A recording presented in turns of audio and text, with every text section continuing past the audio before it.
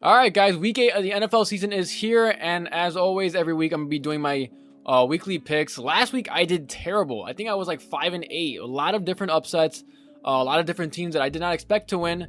Actually, there was one I got right though, which was the Ravens going over the Lions, and I feel like in that matchup most people would have picked the Lions. However, I just had that gut feeling that the Ravens would win. I thought they would win maybe by a closer margin, definitely not 38-6, but hey man, they still won, so I was still right on that. However, I believe I was like 5-8 in terms of my picks that week. So hopefully this week I do a little bit better. So starting off with the Bucks and the Bills, Thursday Night Football.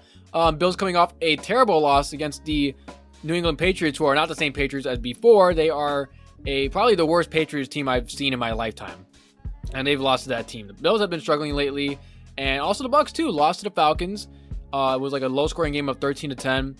But I think here the Bills are going to come back. I don't think the Buccaneers are going to do much to the Bills to threaten them. And I think the Bills are just a better team overall. I don't think they're going to lose 2 straight games to 2 straight inferior teams. I think the Bills are going to take it over here. Then we got the Jags and Steelers. I'm taking the Steelers here. That defense comes to play, man. TJ Watt is no joke. Alex Highsmith, Minkah Fitzpatrick, Joey Porter Jr., their second round / first round pick, doing really decent for them also. Kind of stepping up too. George Pickens, Kenny Pickett, and Deontay Johnson they got back too.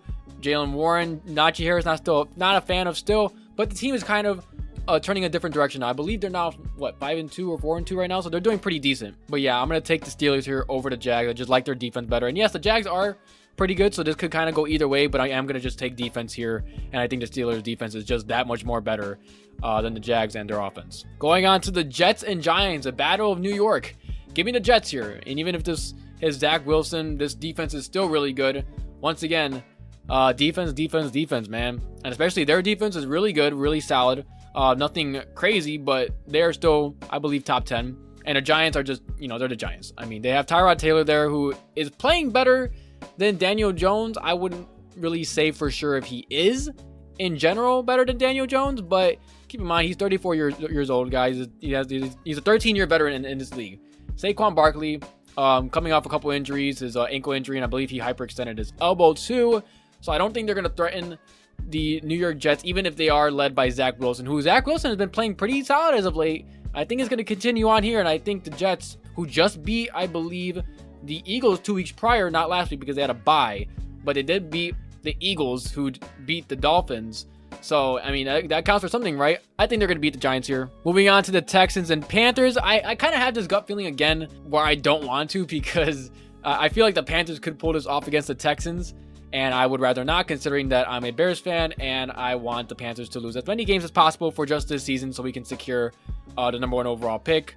Whether we trade that away or select Caleb Williams is anyone's guess right now. But for this game, I'm actually going to take the Texans here. I think if this was any other quarterback that wasn't proving to be a good quarterback like CJ Stroud is, having a terrific rookie season, I think he's going to be able to pull this off against a lowly Carolina Panthers team. And remember, the Texans beat the Steelers and their defense, so I don't think they should have a problem against the Panthers. However, just because I have that gut feeling, I wouldn't be so surprised if they did. And now moving on to the Patriots and Dolphins. The Dolphins suffering a loss to the Eagles, and the Patriots coming off a big win against their rivals in the Buffalo Bills, an upset victory over there.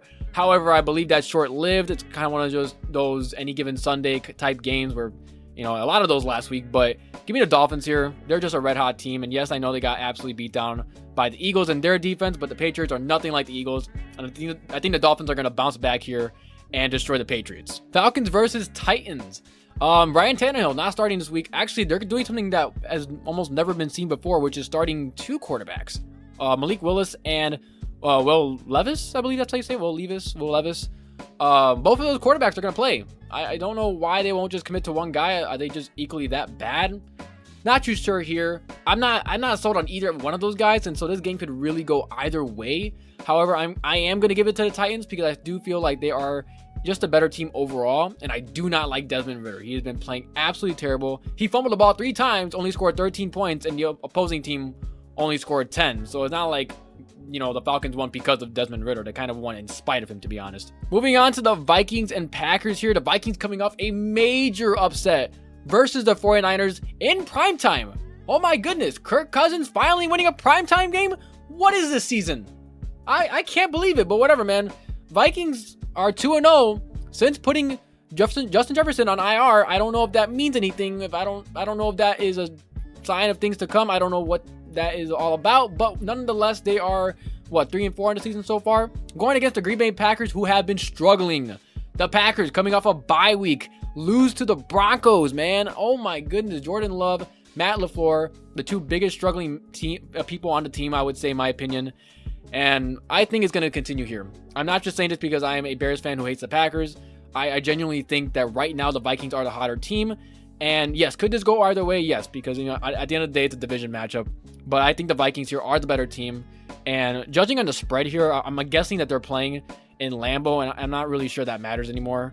I think the Vikings are just going to be able to attack their weak defense. Joe Barry is still their defensive coordinator, still doing pretty terrible things for the Packers. And I believe they just lost their starting free safety in Darnell Savage. So, Vikings here, I think they're going to win. Then we got the Rams and Cowboys. Puka Nacua and Cooper Kupp, very solid duo for Matthew Stafford. However, their offensive line, their run game is okay. Nothing too solid. Obviously, they're still missing Kyren Williams for, I believe, another 3-4 weeks to IR. I'm not too sure on that. But right now, I believe the Dallas Cowboys have the better roster, have the better team in general. I don't think they're going to lose to the Rams here. And in the past, too, I just feel like the Cowboys have owned the Rams. So, yeah, give me the Cowboys here. I don't think they're going to lose to the Rams this time around. All right, now we got the Eagles and Commanders. Last time they faced, it was an overtime shootout in which the Eagles barely won. And, yeah, I did not expect that. But this time around, I don't think the Commanders are going to get into a shootout with the Eagles. Actually, I feel that the Eagles are going to absolutely pound the Commanders this time around. I don't think they're going to allow them to put up as many points as they did last time. Sam Howell coming off a struggling loss against the Giants of all teams. I don't think he's going to be able to do it against the Eagles. And that offensive line is absolutely terrible. There are other words I could use to describe their offensive line that are not too PG friendly, but yeah, their offensive line is terrible. I believe Sam Howell's on pace for like 90-something sacks, which would break the NFL record by a mile. And the Eagles have one of the better D-lines in football. They just beat the Dolphins, one of the hotter teams in football. Yeah, give me the Eagles here by a landslide. Then we got the Saints and the Colts. Saints, kind of a mystery team here. I mean, there's games where they play okay. There's games where they play terrible. Last game for them was a bit of both on Thursday night. They started off absolutely terrible and probably should have won against, or at least gone into overtime against the Jags if their guy had not dropped that touchdown pass. But nonetheless here, going against the Colts, a Gardner Minshew-led Colts who got into an absolute shootout, one of the games of the year versus the Browns. I would say give me the Saints here. I believe their defense is a little bit better. Gardner Minshew is playing pretty decent, and their team is playing pretty decent, but I think the Saints here are going to pull it off. Now on to the Browns and Seahawks here. Give me the Browns. I don't think the Seahawks have it clicking just yet. I'm not sure what happened in their last game. I actually don't even remember their last game other than just that catch by Jake Bobo, but other than that, I think the Browns are going to pull this one off here. Their defense is still really good. Myles Garrett is running for that Defensive Player of the Year. I think he's going to get it, to be honest, this year. He's just playing like an absolute animal. And yeah, their defense is just great. Their offense is still pretty solid with Kareem Hunt in the backfield, with Amari Cooper, and Elijah Moore, I believe, too. So yeah, give me the Browns here. Chiefs versus Broncos. Obviously, the Broncos coming off a very impressive win against the Packers. But, it's the Chiefs. They've never lost. The Chiefs have never lost to the Broncos, and I don't think that's going to stop here. I think the Chiefs are going to run through the Broncos. And even though it was kind of close last matchup, once again, similar to my take on the Eagles versus Commanders, I think the Chiefs here are going to absolutely blow out the Broncos here on this matchup. We got the Bengals and 49ers here. 49ers coming off an embarrassing loss against the Vikings and a 2-game losing streak. One to the Browns and one to the Vikings. Brock Purdy, man, he's kind of showing that he kind of needs that super team in order to be good. And that's going to show problems against a team who could put up points. But they are also still a very good defense. I don't think that the 49ers, just because they've lost 2 games, that they're going to fall off a map. I still think they're a very solid team, a very good team, and one of the top 5 teams in the NFL. And I think I'm going to take them here over the Bengals. Could this go the other way? Sure, just because of how they've been playing lately. But I think they're going to turn it around here. They're going to wake up after these last 2 losses that they've taken, and not going to allow a third straight loss. If they do, they're probably in a bit of trouble. Going to the Ravens and Cardinals here. The Ravens dominated the Lions. Absolutely destroyed them 38-6 in a game where most people picked the Lions. I picked the Ravens, just not by that huge of a margin. And I don't think anybody in their right mind did. But the Ravens going against the Cardinals. Obviously, the Cardinals are a pretty competitive team, but are nonetheless 1-6 on the season. Therefore, give me the Ravens here. They are just the better team with the better roster, with the better quarterback. I am going to pick the Ravens here. Going over the Chargers and Bears in another video. You guys know the deal with that, so I'm going to skip that one. And on to the last game, Raiders versus Lions. The Raiders coming off a embarrassing L to the Chicago Bears, albeit they did have Brian Hoyer playing, who is a very terrible QB, and then they threw in Aiden Connell at the end when it was pretty much all said and done, so there was no chance for them to come back. And Tyson Bagent kind of lit up their defense, and their run game just got absolutely destroyed and pounded through by Darrington Evans and Dante Foreman, who put up 3 touchdowns against them too. They're going against the Lions here, who also suffered a very embarrassing loss to the Ravens in spectacular fashion. And I don't think the Lions are going to allow that to happen again, especially since the Raiders are not as good as the Raiders are not as good as the Ravens to ours there. And yes, the Raiders are still dealing with some injuries. I don't know if Jimmy G will be back. I think the report's saying they are.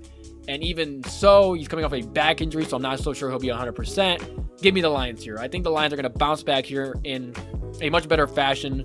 And just like last week for a couple teams, you know, the last week's L is not going to translate to another week L for the Lions in this case here. So I think the Lions are going to take it over the Raiders. So yes, this is my week 8 picks, guys. Let me know what you guys think, what you guys agree/disagree with. Obviously, you see my all-time record on the bottom right corner. I don't know where it's at right now. I'll have to edit that in later. But yeah, let me know what you guys think. As always, bear down and I'm out.